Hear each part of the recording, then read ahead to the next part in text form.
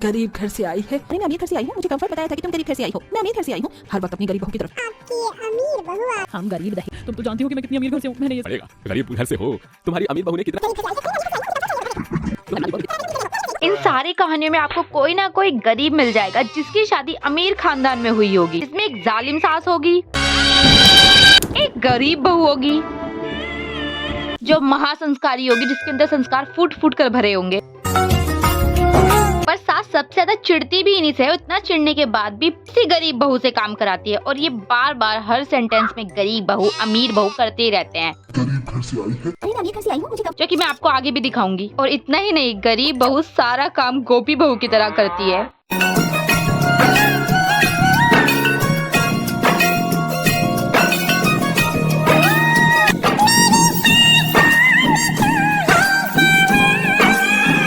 ऐसी भोली बहू रियल में कहीं एग्जिस्ट नहीं करती, मैंने आज तक नहीं देखी, और वैसे इतनी भोली बहू होनी भी नहीं चाहिए।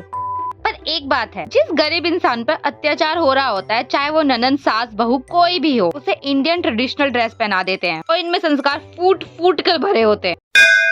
और जो अमीर इंसान अत्याचार कर रहा होता है, उसे या तो कोकिला की तरह सजा धजा देते हैं या वेस्टर्न वेयर पहना देते हैं। और ये पूरी तरीके से संस्कार विहीन होते हैं। ये सबसे ज्यादा अत्याचार तो इन आंटी के साथ हुआ है। ये आंटी हर वीडियो में अमीर प्लस बुरी सास होती है, जिन्हें दहेज का भूखा दिखाया जाता है, भूखा।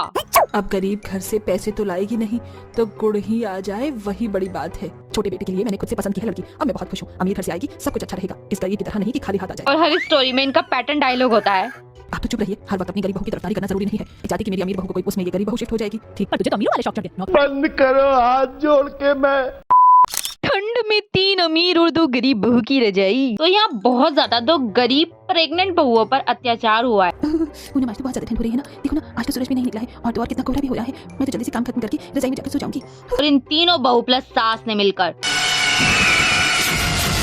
इन दोनों को बहुत सताया है। क्या ही फायदा उस रजाई कोड़ने का, लेकिन नहीं तुमने नहीं है कि हमारा फ्रूट्स खाने का टाइम हो गया है। कौन लेकर आएगा हमारे लिए फ्रूट्स? लेकिन हमारी तो कुछ हफ्तों में डिलीवरी भी होने वाली है। और हमारे कमरे से निकल जाओ, तुम्हारी शक्ल देख कर तो हमारा मूड खराब हो जाता है।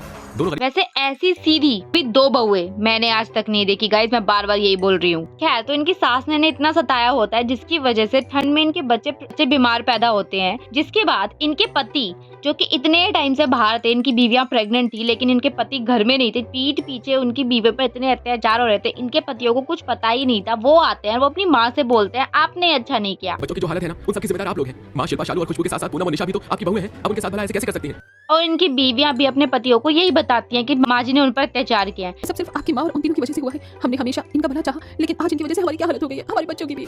लेकिन उससे पहले उन्होंने अपने पतियों के बाल नोचने चाहिए कि इतने टाइम से तुम कहाँ थे जब तुम्हारी माँ हम पे अत्याचार कर रही थी। तो पिक्चर के एंड में पुलिस आती है, ऐसे स्टोरी के एंड में आकर हीरो बन रहे हो।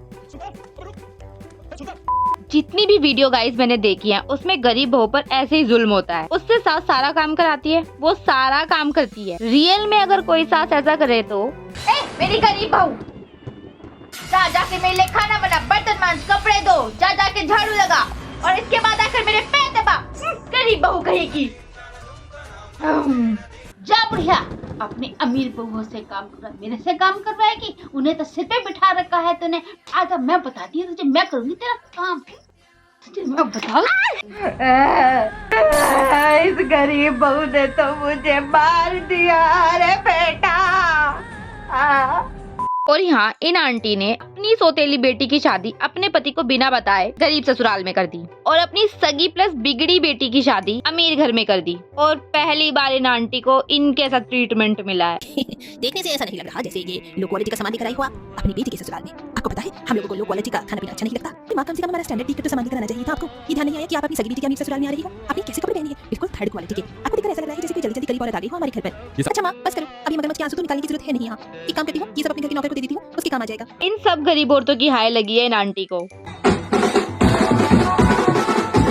मुझे आप बहुत पसंद है और मैं आपसे शादी करना चाहता हूँ। तुम्हारा ससुराल ना बहुत अच्छा है, तुम अपने ससुराल को देखोगी तो हैरान हो जाओगी। और इनकी कहानियों में एकदम रिश्ता पक्का हो जाता है। पूनम, ये तो इतना चमचमाता हुआ ऐसा लग रहा है हीरे का ससुराल है मेरा। एक कैसा रिश्ता पक्का करते हैं कि शादी से पहले कोई घर देखने भी नहीं जाता। और गाइस ये इतने में थोड़ी ना रुक सकते हैं। यहाँ पर हीरे का ससुराल, तुमने बिल्कुल सही कहा, तुम्हारा हीरे का ही ससुराल है।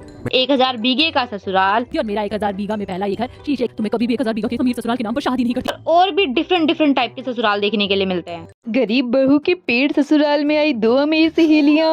गरीब सहेली के काले और अमीर सहेली के विदेशी ससुराल वाले। हीरे का ससुराल तो अंबानी जी की बहू का भी नहीं होगा। कमेंट में भी कुछ यही बातें चल रही हैं। हीरा का घर है, नौकर नहीं है। और 1000 बीघे के ससुराल को लेकर जो कमेंट में जवाब दिया गया वो दी बेस्ट है।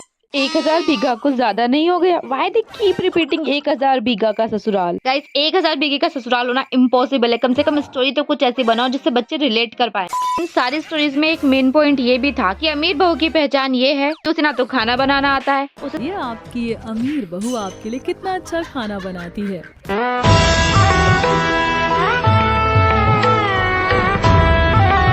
संस्कार बिल्कुल नहीं होते हैं। तुम तो जानती हो कि मैं कितनी अमीर घर से हूँ, मैंने ये सब कभी नहीं किया। तुम्हारा सही। और अमीर बहू को हमेशा सब अमीर बहू बोलकर ही बुलाते हैं। देख रही हो माँ, तुम्हारी अमीर बहू ने कितना अच्छा खाना बनाया है। मैंने तो और गरीब बहू, इससे अच्छा खाना कोई बना सकता है भला? वो खाना बनाने में परफेक्ट होती है। सब्जी और छोले भटूरे बना लेती है। और गरीब घर से हो पर तुम्हारे खाने बनाने का ये हुनर बड़े बड़े शेफ को फेल कर देगा।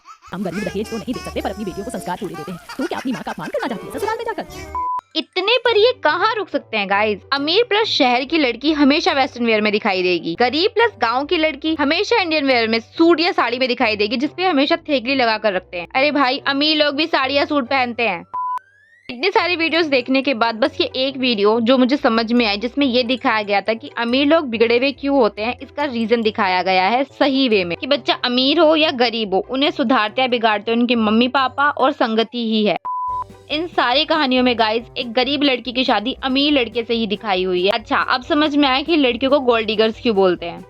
इस वीडियो को बनाने का मेरा मेन पॉइंट यही है, अमीर बहू बुरी और गरीब बहू अच्छी, ये दिखाने की जगह कि कौन सी आदत गलत और कौन सी आदत अच्छी होती है, इस पर वीडियो बनाना ज्यादा बेटर होगा, जिससे कि बच्चे देखें और समझे कि उन्हें कौन सी आदत अपनानी है और कौन सी आदत नहीं अपनानी है। क्योंकि गरीब या अमीर होने से कोई संस्कारी या संस्कार विहीन नहीं होता। और हर वीडियो में बस अमीर गरीब दिखाना जरूरी नहीं है, क्योंकि किसी इतनी गरीब लड़की की शादी अमीर घर में रेयरली ही होती है। और अगर हो भी जाए तो वो इतनी भोली नहीं होती, और ना ही इतना भोला किसी को होना चाहिए। गोपी बहू जैसी बहू रियल में एग्जिस्ट नहीं करती। So that's enough for this video guys. अगर आपको वीडियो अच्छी लगी हो do like and subscribe. Thanks for watching.